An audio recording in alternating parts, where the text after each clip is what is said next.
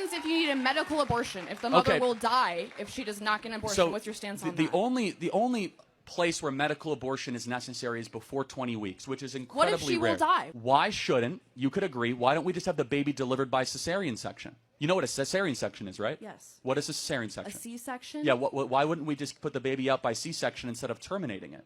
Because if the mother will die, it's not safe to do that. You remove the baby. I understand. Threat removed. I know what a C-section is. But it's actually safer than an abortion. So every time they say, this is for you guys, they say, oh, you need to have abortion for medical reasons. Respond, then have a C-section.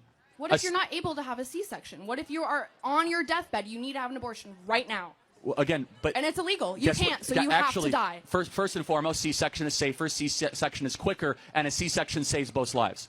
A C-section The baby is already dead, you just said. No, but even... No.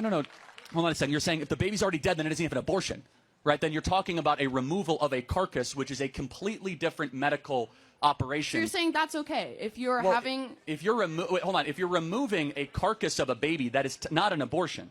By definition, it's the same process. No, it's completely different. During an abortion, they actually inject the spinal fluid with cyanide poisoning as the baby squirms and tries to find its mother, and it is gasping for air of life. Have you ever watched an abortion? It is one of the... Yeah, actually I have. And I encourage every human being to watch one to know what you are fighting against.